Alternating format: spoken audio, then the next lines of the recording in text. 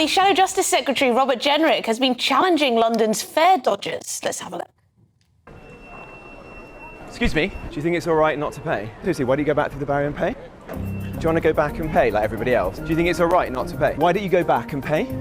You can say off as much as you want, but everyone else has to pay. You're carrying a knife, do you say? Nearly 1 in 25 people using London's public transport aren't paying for it. So there's 8 officers down there, but 1 minute away, that gate's wide open.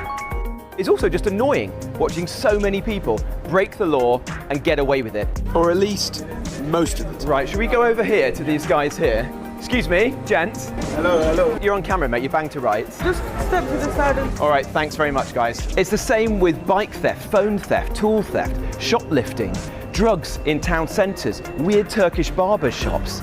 It's all chipping away at society. The state needs to reassert itself and go after lawbreakers. I think we've all been there. I think we've all seen people just barge their way through barriers, but few of us have had the mettle to actually challenge the people who do.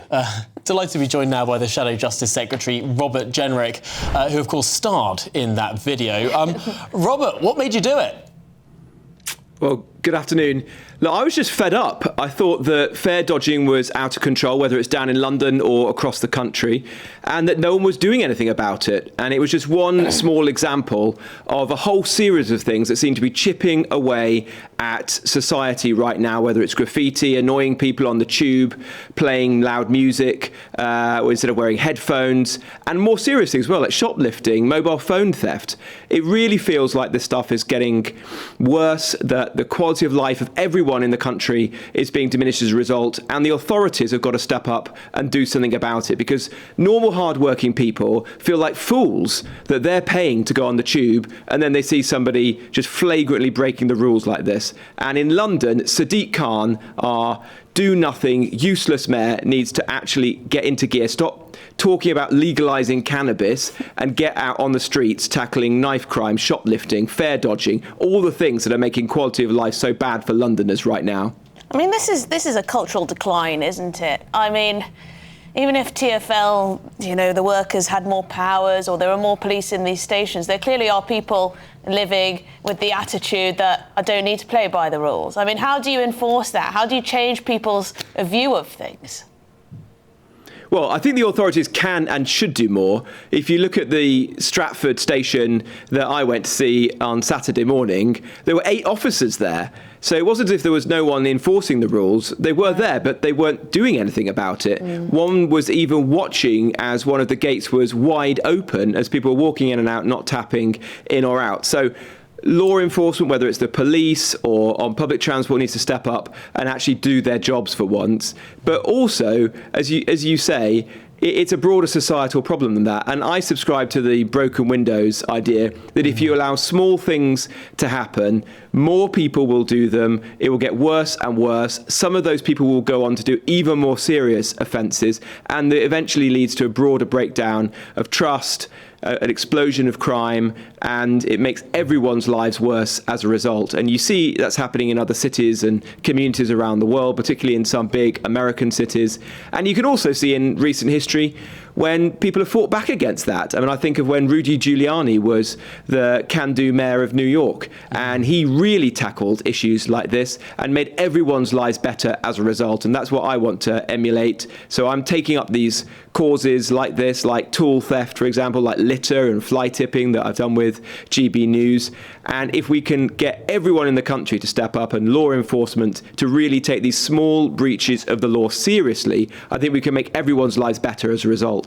What should we, just sort of ordinary people, do? Because the number of times I've been in a tube station in central London and seen someone, and I think one of the most irritating things to me is the way that they actually physically barge through the barriers. It's so brazen. It's actually relatively violent. It's quite intimidating. I've seen it before, and I've sort of tutted at people, like in a quite understated and far too English way. You surprised me, Tom. I've sort of stood there and I've sort of thinking, well, what should I do? I mean, should I have run up to these people like you? Because in the video, at one point, one of them seems to imply that he's carrying a knife. I mean, this stuff is serious. Yeah, well, I wouldn't recommend other people to do that. I mean, do it if you want to, but obviously some of the people that I met were quite threatening, and so people need to look after themselves and take their own safety seriously. It's not for members of the public to be doing this. It's for those people who are paid to do this, and you can't have British Transport Police or TfL enforcement officers stood around doing absolutely nothing. On the video, there's even an example of an officer who's got his feet up on the counter, doom scrolling on Twitter, whilst people are walking in and out of the barrier without paying right next to the window where he sat. That's completely wrong.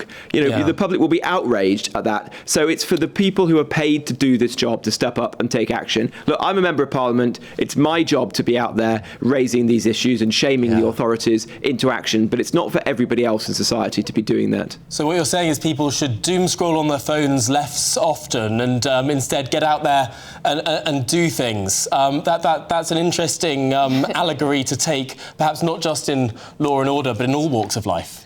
Robert, may I ask you, were you expecting it to get such a response? I'm just looking on your Twitter account, and it's got 3.1 million views already, and I must say, does seem to be across the board support from what I can see. Anyway, I see you've already got a little message from TfL saying that fare evasion is unacceptable, and they have 500 uniformed officers, etc., deployed across the network. Were you expecting such a response? No, I was absolutely blown away by the response. As you say, millions of people have been watching it and retweeting it. So it obviously must have tapped into something that people seeing this every day in their daily lives. And as I say, it's not just in London, it's all over the country. There was a YouGov poll that showed that 80% of people had seen others fare dodging. So this is happening the length and breadth of the UK. And it's not right. And it does make people feel silly that they are paying when they're going to work, going shopping, going to college, and they're seeing so many other people just breaching the rules. And so it's time to fight back, and hopefully this video can push the authorities to step up and do their jobs for once. It does seem to be that TfL, Transport for London, have a policy that their own staff should not intervene when they see people fare dodging. They've said so much, I've seen people complain to them time and time again, and they've got this stock response that the employees of TfL are told not to intervene. Are you suggesting that the mayor, who I presume has powers in this area, I mean, he's responsible for TfL at the end of the day, should he call on TfL to change that non-intervention policy? Well, I definitely want Sadiq Khan to step up and do something. I'm not holding my breath because that's not his style. But this is a major problem for London, as even his own statistics suggest that 1 in 25 journeys aren't paid for. And this is costing TfL, i.e. everybody in their fares, 130 million quid a year. I suspect it's much worse than that, given the sheer outcry that we've seen today. Many people see this in their daily lives. So those figures are probably a massive understatement. Sadiq needs to have a plan. He needs to get out there and deal with this issue, not waste his time talking about left-wing causes like abolishing, legalizing cannabis like he was this week. Deal with shoplifting, deal with knife crime on our streets, deal with fare dodging. That is what Sadiq needs to be focused on. We haven't got much longer. I just want to ask you one question about what we saw earlier today. How do you feel that Keir Starmer is dedicating a whole press conference to the Reform Party, treating that party as the main opposition? How does that make you feel as a Conservative? Well, look, I just want to make sure the Conservative Party is holding the Labour Party, this failing Labour government, to account as well as we possibly can. I think by doing that each and every day, then we can slowly begin to rebuild the trust and the confidence of the British public. That's my job. That's what Kemi, our leader, is working on, and what everybody in the Conservative Parliamentary Party should be doing right now. OK, well, Robert Jenrick, Shadow Justice Secretary and vigilante, thanks indeed for joining us here on Good Afternoon Britain. Yes, the Mayor in February did say that fare evasion on the Transport for London network was lower than many comparable cities in Europe and North America. Then in March, Sir Sadiq increased the penalty for fare dodging from £80 to £100, which he said was working as an effective deterrent. Good to have a better fine. Not so good if it's not enforced.